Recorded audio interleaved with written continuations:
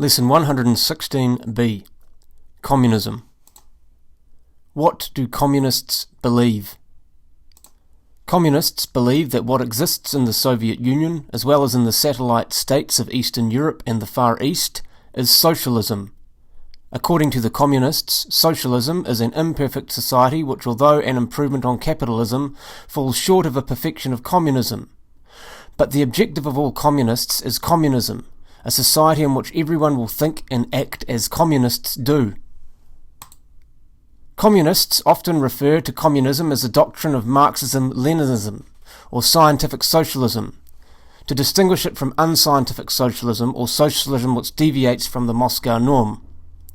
Karl Marx, the German philosopher, and Vladimir Lenin, founder of the Communist Party and a dictator of the Soviet Union, are the authoritative exponents of the doctrine which is interpreted by whoever happens to be dictator of the Soviet Union. In March 1917, a revolution ousted Tsar Nicholas II and ultimately brought to power of the Russian government a naive idealist named Alexander Kerensky. With German help, Lenin and the Bolsheviks returned to Russia and began to infiltrate into the most effective anti-Kerensky organization, the Soviets. In November 1917, the Bolsheviks overthrew the Kerensky regime. Lenin changed the name of his party in January 1918 from the Bolshevik wing of the Social Democrat Party to the Communist Party. Lenin died in 1924, and then a struggle for power began, waged by Stalin, Trotsky, Kamenev, and Zinoviev. Using ruthless methods, Stalin won out in 1928. Lenin hoped that revolutionary-minded Marxists in other countries would follow the example of the Bolsheviks and overthrow capitalism everywhere. In March 1919, he created the Third International, in order to direct and coordinate the efforts of communists everywhere. Communists believe that human beings can be remolded in the communist image and likeness, and their former standard of values can be replaced by Leninist morality. However, there is no evidence that persons living in the Soviet Union or in Soviet colonies are any better off for living in Soviet society.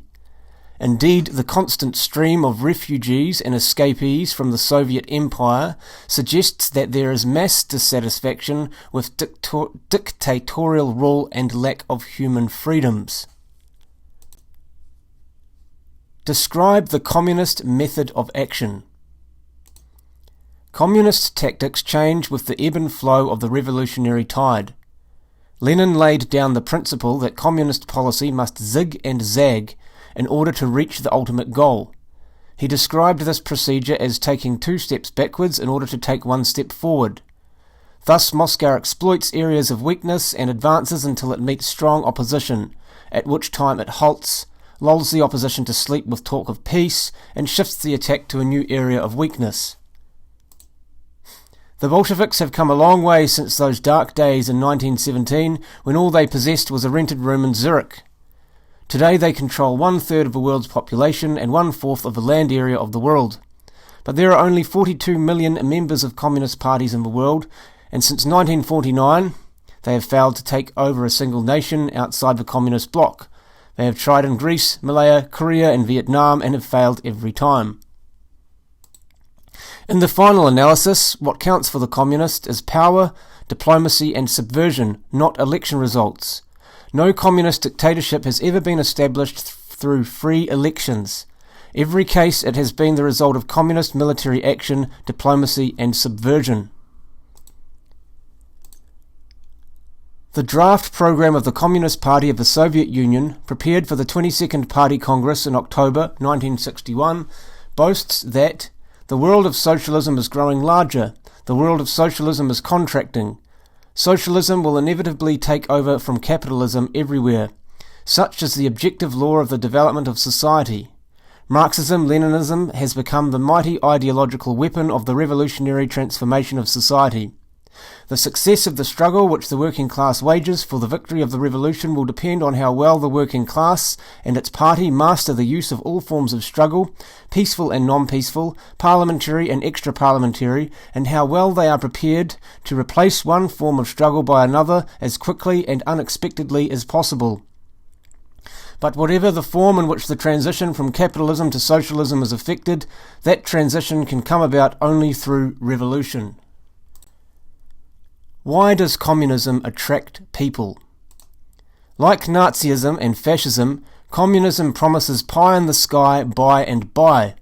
Yet the communists have to build walls and iron curtains to keep their people from leaving. Before the Berlin Wall was built, 200,000 people every year moved from East Germany to Berlin and West Germany. 10,000 persons a month leave mainland China for Hong Kong and Formosa.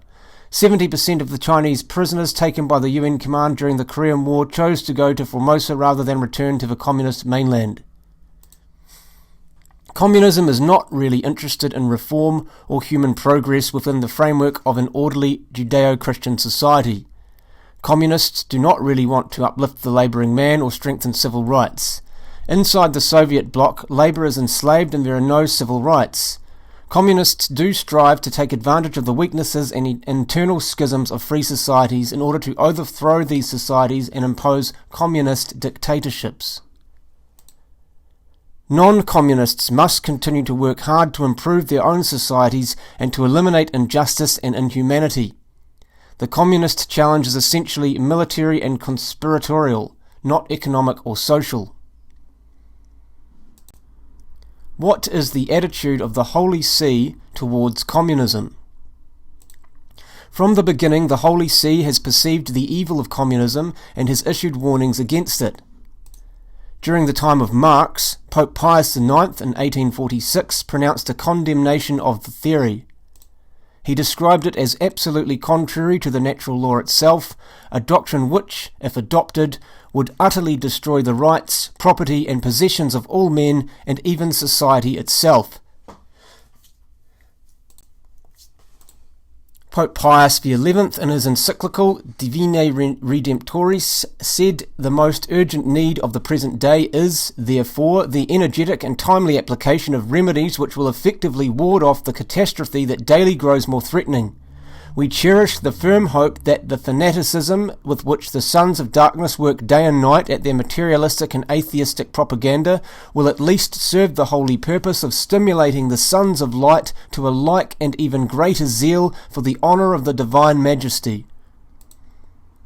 In the same encyclical he wrote, "The most persistent enemies of the Church who from Moscow are directing the struggle against Christian civilization themselves bear witness, by their unceasing attacks in word and act, that even to this hour the papacy has continued faithfully to protect the sanctuary of the Christian religion, and that it has called public attention to the perils of communism more frequently and more effectively than any other public authority on earth."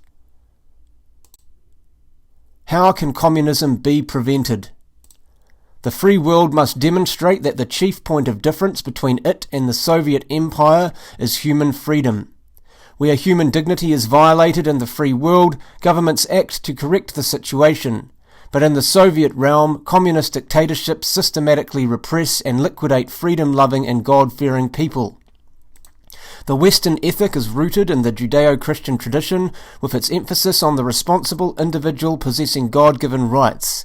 The Soviet ethic is rooted in the Marxist-Leninist tradition, with its emphasis on nihilism, the omniscient leader, and the mass of the people who are without rights.